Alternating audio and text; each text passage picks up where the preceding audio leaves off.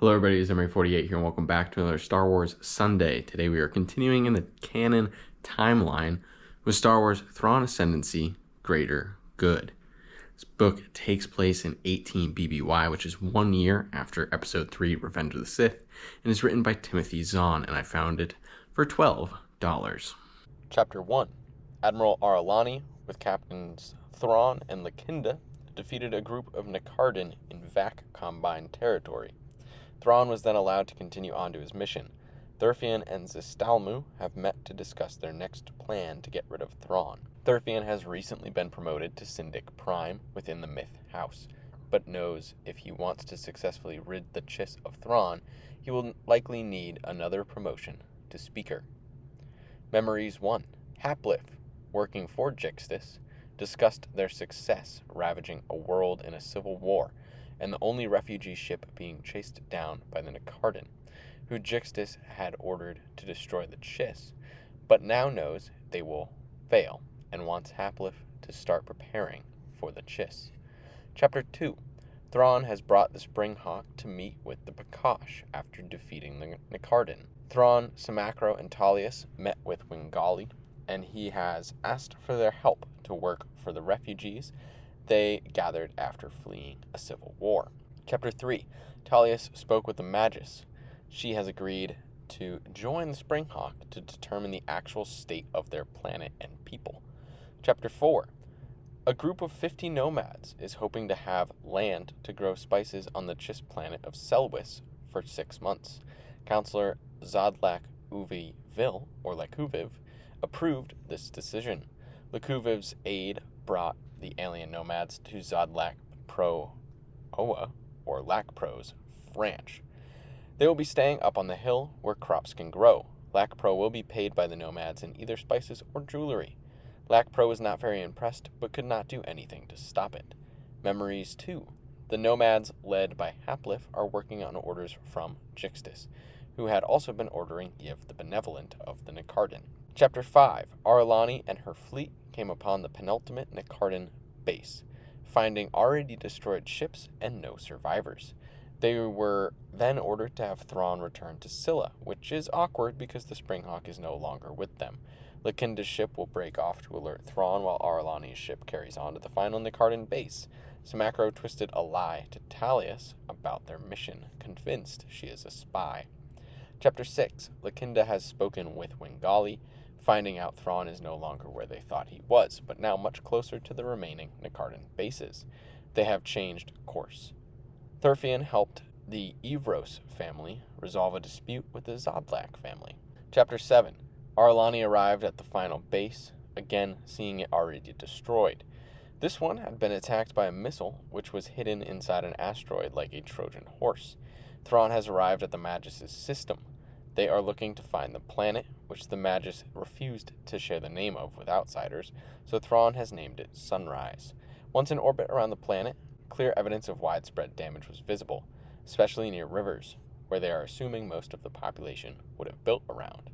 15 military ships that the Magys does not recognize approach the Springhawk. Chapter 8. No shots at each other yet, but warning shots. A warship has joined out of hyperspace, and some of the Chiss officers say it is a big problem.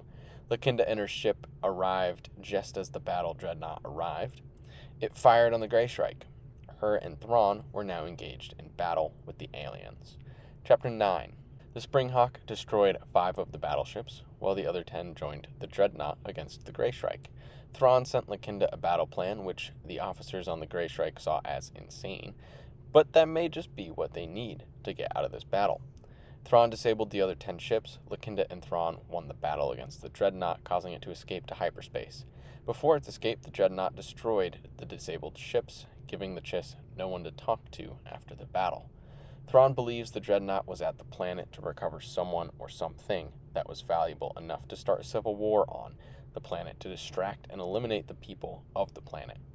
Thrawn wants to ask the Magys about the area they were fighting over to see if she knows of a significant target located there. Memories 3. The Agbui are going to fake a wedding to try and get Yomi on their side as she is holding back Yaponik. The Agbui see Lakuviv as their way to infiltrate the Chiss. Chapter 10. Thrawn, Samacro, and Lakinda met, discussing the battle. Thrawn revealed that the Magys ordered her companion to die, determining that there were none of their people left on the planet and new occupants had already arrived. She is now in a stasis chamber, and Thrawn plans on hiding this from the Syndicare. Frosif, Haplif's daughter, got scared by a sound of a zipper on Lacris's coat, the farmer's daughter. An odd interaction. Haplif wants to give Lacris and Lakansu jewelry to try and ease any tensions Lakpro may be feeling toward the Agbui. Chapter 11. The Springhawk has returned to Scylla and received its next mission, investigating if there is a new alliance between the Patatas and Vagari, and if there is, if it is directed against the Chiss. Lakinda and Aralani will carry out their respective missions, then likely head to Sunrise to investigate further, even though the Syndicare does not want that at the moment. The Agbui jewelry is made from the same material the Chiss build warships with, and they do not know of many mines for it. Lakuviv wants more details. They are also suspicious of the Agbui because of the story from Lakpro. When studying the sound is a softer version of artillery shells. Sherry found the Magys' hibernation chamber hidden in Tullius's room, and Tullius has told Sherry the truth. Only 4 people know it: Tullius, Sherry, Samacro, and Thrawn. Memories 4. Jixtus is waiting to meet with Haplif on one of their stops before Selwys. Chapter 12. Haplif, Shimkif, and Frosif brought the jewelry over to Lakansu and Lacris. Lakpro is going to drive Haplif to a meet with Lakjip and a freighter that is apparently also Agbui. He has also taken his wife's new jewelry with him.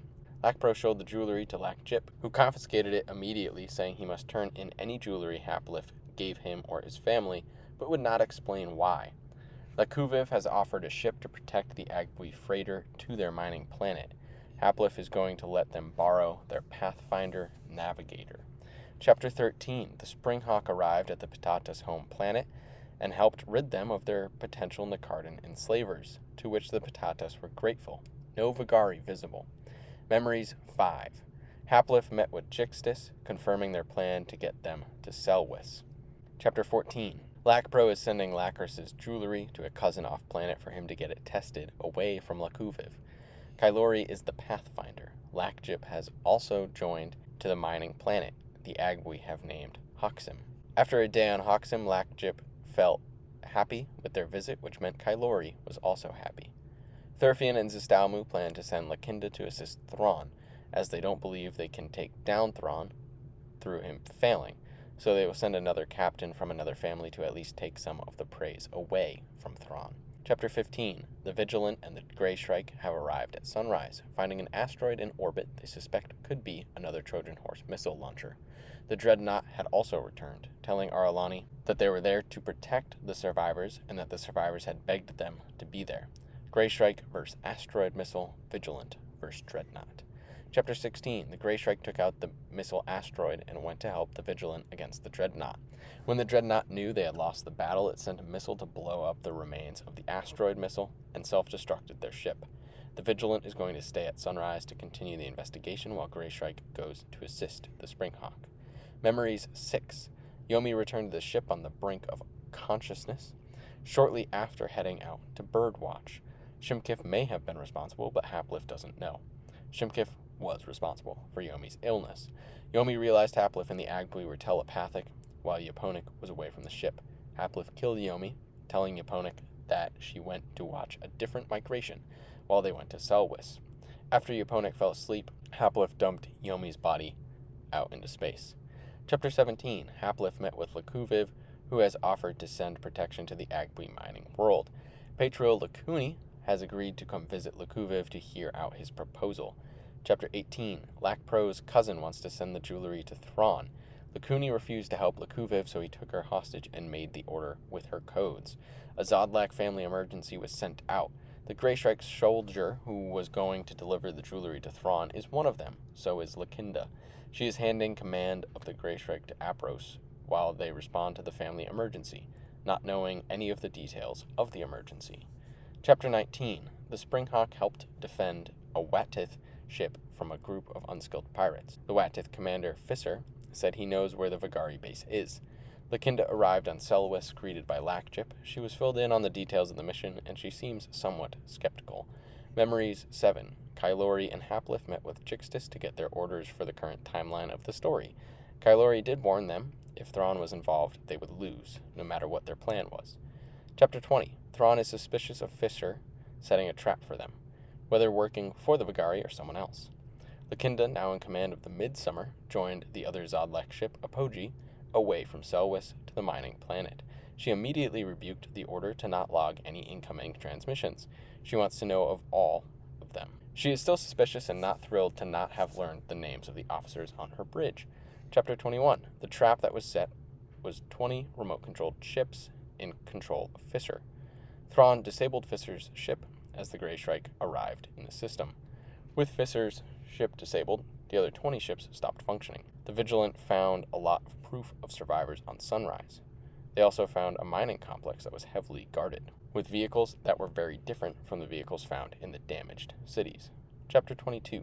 Apros informed Thrawn and Samacro of Lakinda's leave of the Grey Shrike and 2 others enlisting family emergencies.